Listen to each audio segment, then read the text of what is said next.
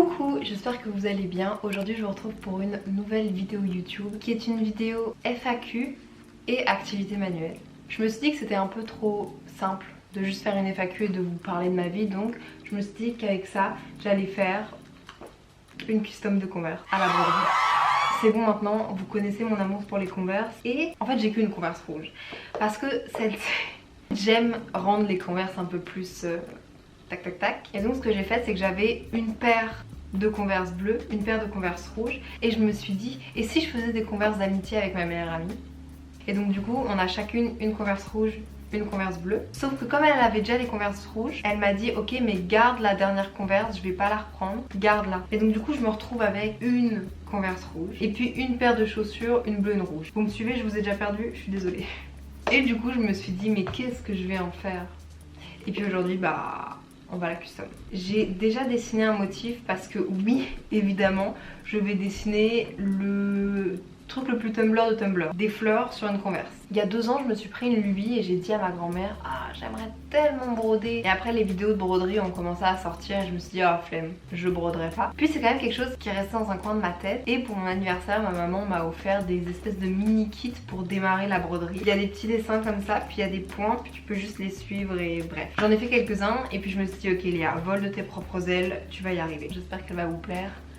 C'est parti. Franchement, je vous promets rien. Première question qui fâche. Est-ce que tu as ton permis?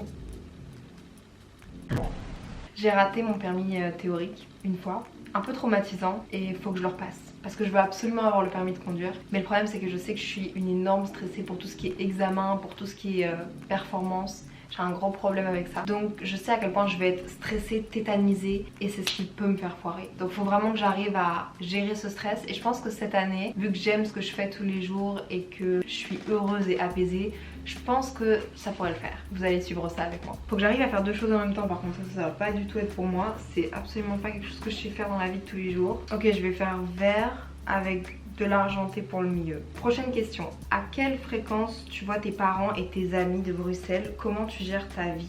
Honnêtement, pour tout vous dire, quand je suis à Montréal, je pense à Montréal. Puis quand je suis à Bruxelles, je pense à Bruxelles. J'essaye de pas regretter l'un ou regretter l'autre quand je suis dans l'autre parce que sinon je peux pas vivre le moment présent et au final je suis jamais heureuse. Mais c'est sûr que mes parents me manquent. C'est sûr que j'ai peur pour eux parfois et que du coup je me fais du souci. Mais je sais que j'ai de la chance d'avoir des parents en bonne santé, des grands-parents en bonne santé, enfin mes 2 grands-mères. Au moins je peux m'estimer heureuse. J'ai eu un décès dans ma famille quand j'étais à Montréal et c'est un peu traumatisant parce que c'était vraiment une personne avec qui j'étais très proche. Je vous avoue que ça c'est un peu ma crainte toujours. Et puis j'ai aussi l'impression de louper des moments parfois à Bruxelles. Mais je sais que les personnes qui m'aiment m'en veulent pas, au contraire. Donc je profite à 100% quand je suis avec eux. Et puis quand je suis pas avec eux, ben je suis quand même heureuse. Question par rapport aux réseaux sociaux. Est-ce que tu peux nous expliquer comment ça se passe derrière les placements de produits, etc. Avec plaisir. La marque te contacte ou alors tu peux contacter la marque et alors il y a un échange. Soit c'est de l'argent contre le travail, la création de contenu qui va être fourni derrière. Ça c'est dans le meilleur des cas parce que c'est ce qui permet de payer un loyer, de manger. Dans l'autre cas ça pourrait être un échange de produits ou un échange de services. Donc si c'est une personne par exemple qui vend des services de beauté, et ça pourrait être fais ce que tu veux mais juste donne-moi un peu de visibilité. Ça dépend de plein de choses, il y a genre plein de facteurs parce que si t'aimes la marque, que c'est une petite marque, que tu sais que cette marque n'a pas spécialement de budget mais que tu as envie d'en parler, tu peux très bien en parler gratuitement et moi c'est souvent ce qui arrive. Après tout ce qui est placement de produits c'est encore très mal vu. Il faut vraiment que ça vous rentre dans la tête que c'est une nouvelle manière de faire de la publicité. Le monde de la pub qui est lié avec le monde de l'influence qui sont des gens totalement sortis de nulle part, qui ont bâti une communauté et un lien de confiance. Et donc du coup quand une agence, une marque a envie d'avoir de la visibilité, au lieu de se dire je vais passer à la radio, je vais passer à la télé, je vais faire des bannières sur Facebook, ils vont dire ok j'ai envie que cette personne me représente. Et donc du coup la marque qui aime ce que dégage l'influenceur ou le créateur de contenu, appelez-le comme vous voulez, va lui faire confiance et après il va se bâtir un truc en eux. Globalement ça se passe comme ça et c'est vraiment juste de la pub. Après souvenez-vous de quelque chose, c'est pas parce qu'il y a une proposition d'argent qu'on va d'office le faire. je peux rectifier, je peux dire c'est pas comme ça pour tout le monde. Genre, une des autres questions aussi, c'est comment est-ce que tu arrives à vivre à Montréal, avec quel argent? Et ben cette année, grâce à l'argent que j'ai économisé tout au long de ma vie, je peux vivre. Vous voyez ce que je veux dire? Donc j'ai aucune obligation de vous placer des produits. C'est sûr que dans mon rêve, si j'arrivais à vivre de mes réseaux, ce serait parfait, parce que comme ça je pourrais continuer à économiser et peut-être un jour lancer un projet. Les gars, j'ai envie de mourir. Ça arrive qu'à moi ce genre de choses. Purée, vous avez vu mon TikTok où je disais que j'avais cousu les deux côtés? Mamie, regarde ce que j'ai fait. J'ai cousu le lacet à la chaussure. Je couperai dans le lacet. Je suis désolée, je couperai dans le lacet. Tant pis. Je recommence pas. Donc faut vraiment que, en tout cas vis-à-vis de moi, vous sachiez que ce sera jamais vis-à-vis de l'argent que je vous parlerai d'un produit ou je vous parlerai d'un service ou de quoi que ce soit. Si je vous parle de quelque chose, c'est vraiment que j'aime et que je crois en ce truc là. Personnellement, je suis pas capable de vous parler de quelque chose dans lequel je ne crois pas, d'un produit, d'un service, de n'importe quoi. J'ai la chance d'avoir le désir d'économiser depuis que je suis toute petite, que ce soit avec l'argent que je pouvais recevoir à Noël ou que ce soit avec des ventes Vinted, etc., etc. Cette année, je me suis dit, ok Léa, tu vas essayer de faire à 100% tes réseaux, mais par contre je voulais pas que mon mois soit dépendant des placements de produits. Genre je voulais pas être obligée de faire X placements de produits par mois pour pouvoir vivre, et du coup c'est ce que je fais et je suis très fière d'avoir pris cette décision là parce que je peux continuer à genre être à 100% honnête avec vous. Honnêtement, j'irais même pas tenter le diable de perdre la confiance et le lien que j'ai bâti avec vous, ça me mènera absolument à rien. Dans la même lignée, j'ai une question, est-ce que tu ne culpabilises pas trop de ne pas continuer tes études en ce moment? Honnêtement, non. Non, honnêtement, c'est sûr que c'est pas la même chose, puis c'est sûr que, je sais pas, c'est différent, mais je sais aussi que je pourrais pas faire tout ce que je fais en ce moment si je continue mes études. Le travail que je fournis dans mes vidéos, sur mes réseaux, ce que je fais à côté, comment est-ce que j'enjoy Montréal, comment est-ce que je profite, vous le voyez dans mes stories, etc., etc. Si vous me suivez depuis 1, 2 ou 3 ans, je pense que vous voyez une différence. Avant, les seuls paysages que je voyais, c'était la bibliothèque. Maintenant, je peux bouger. Avec le Covid, malheureusement, je peux pas voyager. C'était un peu plus prévu cette année. Mais ça n'empêche que je sais que j'aurais pas pu faire ça si j'avais continué mes études, en tout cas en neurosciences cognitives. Mais ça m'intéresse toujours autant d'étudier. Et en fait, ce qui est fou, c'est que je continue d'apprendre par moi-même à propos d'autres sujets. J'ai beaucoup appris par rapport à la vie d'adulte, en fait, des choses que je sais qu'à mon âge, pas tout le monde ne sait parce que on n'a pas été confronté à ça quand on vit encore chez nos parents ou quoi. Je suis très contente d'avoir pu faire ça cette année et de continuer à apprendre par moi-même. Donc c'est un vrai luxe et encore une fois, c'est grâce à vous et c'est grâce au fait... C'est grâce à comment est-ce que j'ai évolué, comment est-ce que j'ai mis mon argent de côté, comment est-ce que tout ça quoi. Alors je voudrais vous dire que je suis à la 1, 2, 3, 4e pétale et que c'est dégueulasse. Voilà. Et j'ai toujours mon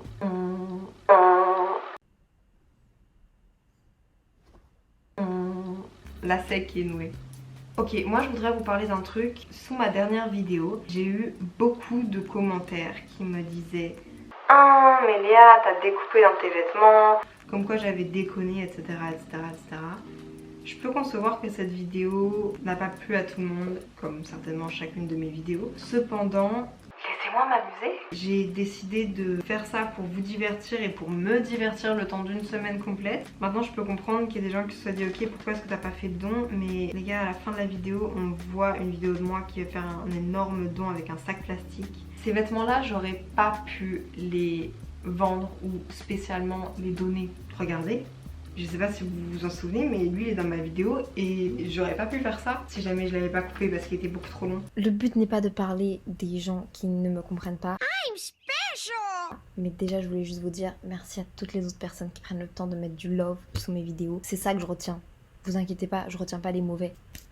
Vous, je vous aime. Je veux qu'on parle d'un truc et je veux pas que ce soit pris de façon péjorative, ok? Je sais que je parle beaucoup de local, je sais que je donne des alternatives, je parle de Vinted, mais ça n'empêche que je veux pas être une représentante de quelqu'un qui fait tout parfaitement. Genre c'est pas parce que je fais des vidéos friperies que je suis à 100% dans les friperies. Je sais pas si je vais décevoir quelqu'un d'entre vous, mais je consomme encore du fast fashion. J'ai diminué énormément, je fais des efforts, j'ai parfois des alternatives, je peux vous proposer des alternatives, mais si vous cherchez quelqu'un qui ne consomme plus de fast fashion et qui va que faire des friperies ou qui s'habille que avec du seconde main, alors Rosa Bonheur sur Instagram, vous allez trouver ce que vous voulez. Je suis désolée parce que je veux pas vous décevoir, mais non, je ne serai pas parfaite sur ce sujet-là, vraiment pas. J'ai encore parfois des plaisirs à aller acheter dans telle et telle boutique. J'ai diminué ma consommation et je pense que c'est comme ça qu'on va tous arriver à faire quelque chose, c'est si on diminue notre consommation. Par exemple, si vous voulez diminuer votre consommation de viande mais pas l'arrêter, ben faites-le, ce sera déjà un bon début. Je sais que moi personnellement j'ai été éduquée avec beaucoup trop, par exemple beaucoup trop de viande, beaucoup trop de bouteilles d'eau, et donc je commence à me défaire plus ou moins de ça. Maintenant j'ai plus du tout de bouteilles d'eau. Alternative des serviettes et les culottes menstruelles, c'est juste des petits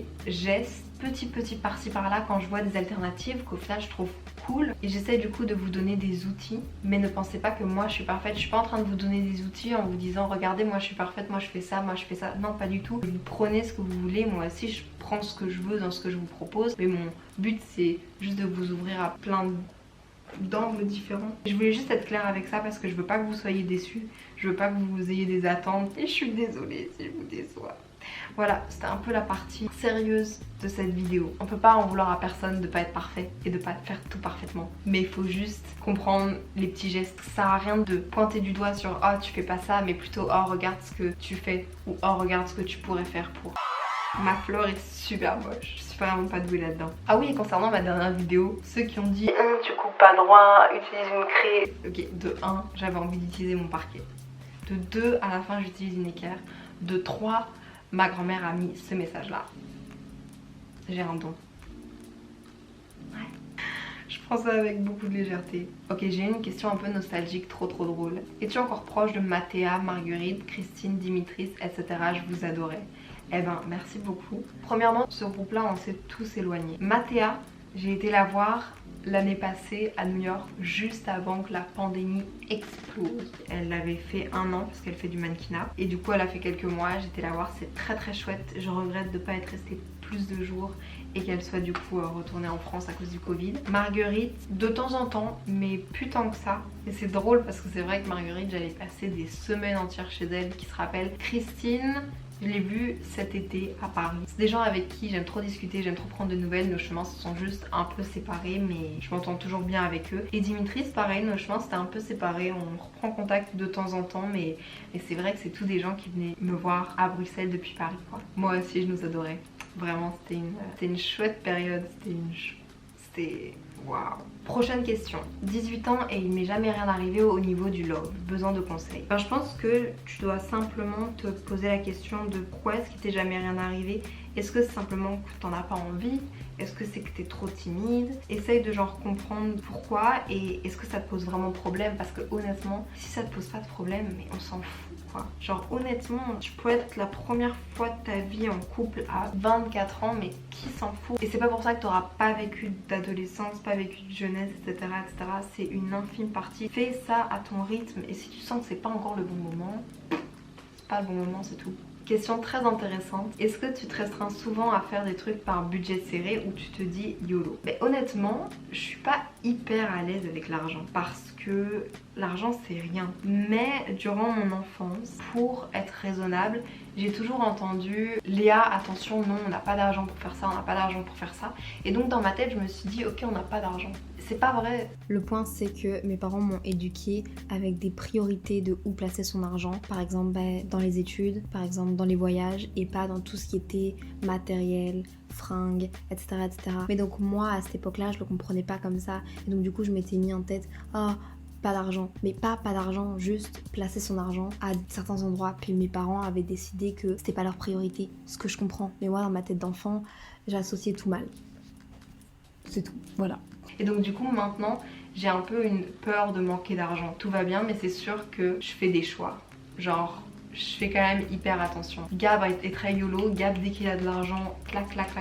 Moi dès que j'ai de l'argent ça part sur mon compte épargne. Ça va être une force je pense si un jour je veux monter des projets. Et donc je suis quand même très grateful de mes parents qui m'aient inculqué ça. Et ça je suis super contente. Prochaine question. Coucou Léa, tes études ont l'air d'être des études difficiles. Comment tu as su gérer cela moralement? Eh bien honnêtement je pense que je suis super fière de moi d'avoir fini ces études là en 3 ans. Pas toujours fière des notes que j'ai eues, mais en fait en regardant mon parcours global je suis hyper fière. Au début je connaissais pas le système de notation, après j'ai eu le décès de mon grand-père pendant des examens et puis j'avais qu'une seule chose en tête, c'était les terminer pour pouvoir rentrer. Après j'ai eu des moments de genre up and down, et au final je suis hyper contente de mon parcours, hyper contente d'avoir terminé ces études en 3 ans parce que souvent les gens le font en 3-4 ans. Super reconnaissante d'avoir pu étudier à l'université de Montréal. Maintenant si c'était à refaire, peut-être que je le ferais en plus longtemps pour avoir le temps justement d'avoir une vie à côté, parce qu'à Montréal en fait vous pouvez choisir un peu le nombre de cours que vous voulez par session, et donc du coup vous pouvez étaler vos 3 années de licence à 4 années par exemple. C'est un outil qui est vraiment cool lorsque vous devez travailler à côté, lorsque vous voulez avoir une vie simplement à côté, parce qu'honnêtement moi à côté je travaillais pas, à part pour mes réseaux un peu, et puis j'avais pas de vie surtout. J'avais que ça en tête tout le temps mes études, et c'était fatigant même pour mes amis parce qu'en fait je ne parlais que de ça, à quel point j'étais centrée sur mes études et sur ma réussite. Il pouvait se passer n'importe quoi, j'allais toujours avoir une oreille et toujours vouloir être là pour les autres, mais j'allais le faire à moitié. Et là j'ai l'impression de redécouvrir des choses, redécouvrir des gens, puis juste le plaisir de pouvoir prendre le temps en fait. Mais oui, c'était très compliqué, surtout moralement et physiquement en fait. Très fière de l'avoir fait. Et justement on me demande si tu voulais reprendre des études, qu'est-ce que ce serait après 3 ans à l'université de Montréal. Je mouille le fil. Honnêtement j'en ai pas la moindre idée pour le moment, enfin pas la moindre idée, c'est un bien grand mot. Si évidemment, tout ce qui est communication m'intéresse énormément, la vulgarisation scientifique ça m'intéresse. Il y a beaucoup de choses qui m'intéressent et j'aimerais beaucoup lier la communication aux neurosciences. Après, est-ce que je veux faire quelque chose de scientifique maintenant tout de suite dans ma vie? Je suis pas sûre, d'autant plus que j'ai des idées de projets qui me trottent en tête et que j'aimerais tellement lancer. Puis moi mon rêve un jour c'est de pouvoir travailler et de travailler avec mes parents ou juste de fonder un truc avec eux. Donc je sais pas, mais c'est prévu que je reprenne quelque chose. Faut juste que je trouve, et je suis ouverte à tout quoi, je suis ouverte à des formations, je suis ouverte à des trucs à distance. Je veux juste continuer à apprendre, que là j'avais besoin de ce break, mais je veux pas non plus arrêter d'apprendre. Et là cette année j'ai la chance, parce que comme je l'ai dit précédemment, j'apprends plein de choses par rapport à mon milieu. Tu sais, c'est un peu comme les gens qui font de la communication puis qui vont faire un stage dans leur propre entreprise. Mais moi pour le moment je fais ça, sauf que j'apprends tout de A à Z. Quels sont tes objectifs actuels? Alors, premièrement j'ai envie de vous poser la question aussi à vous. C'est quoi vos objectifs actuels en ce moment? Répondez-moi en commentaire, je serais super heureuse de vous lire. Les objectifs actuels, c'est peut-être un objectif dans le futur, mais ce serait vraiment de m'acheter un bien immobilier, que ce soit un appartement, que ce soit une maison. Je suis très loin du compte, hein. Je commence à peine à gagner de l'argent un peu, donc voilà. Mais un de mes grands objectifs de vie, bizarrement, ce serait ça. Alors que j'adore voyager et je veux vivre un peu partout, ce serait ça. Si je pouvais offrir un voyage à mes parents un jour, ce serait un objectif. Mais je pense que du coup, ce que vous pouvez me souhaiter, c'est être heureuse, réussir dans ce que j'entreprends, et aussi que mon travail sur les réseaux soit peut-être reconnu. Reconnu ne veut pas dire connu. Reconnu veut dire c'est bien ce que tu fais, on a envie de faire quelque chose avec toi. Vous voyez ce que je veux dire? Que le projet que j'ai en tête se développe, vivre de ma passion, un jour pouvoir être heureuse et fonder une belle famille et avoir une belle maison ou un bel appartement. Voilà, bon, je vous laisse dans 2 secondes pour vous montrer les résultats. Vous allez être... Oh, vous l'avez pas vu, mais j'ai commencé ma vidéo avec un café. Je termine ma vidéo après manger avec un café au lait d'avoine. Repose ça Léa, t'es nulle. Cette vidéo FAQ est maintenant terminée. J'espère qu'elle vous aura plu. Je sais que vous attendez tous de voir mon chef-d'œuvre. Voilà, je pense qu'il y a encore des améliorations à faire. Je pense que pour une première, mamie, j'attends tes encouragements encore une fois. 1, 2, 3. Je ne sais pas quoi en penser, parce que je me dis que pour une première, ça va. Sauf que quand on ouvre la Converse, ce qu'on peut apercevoir, c'est un gros bordel. J'ai brodé le lacet avec la chaussure. Oui, je sais, ne me blâmez pas. C'est fini. Cette chaussure va nous servir à toutes les FAQ pour broder dessus. Donc dès qu'il y aura une FAQ, hop là, petite broderie, on ajoute un truc, dites-moi en commentaire qu'est-ce que vous voulez que j'ajoute. Dites-moi aussi en commentaire par ailleurs si vous avez d'autres questions auxquelles j'ai pas répondu, ça me ferait plaisir d'y répondre. Encouragez-moi, dites-moi que c'est pas trop mal pour une première. Merci d'avoir regardé la vidéo, je vous aime très fort. Bye. Putain, j'ai vraiment aucune crédibilité quoi. Tout ce que je fais de manuel sur cette chaîne, ça... Je peux pas être douée dans tout, c'est bon, j'ai un bac en neurosciences.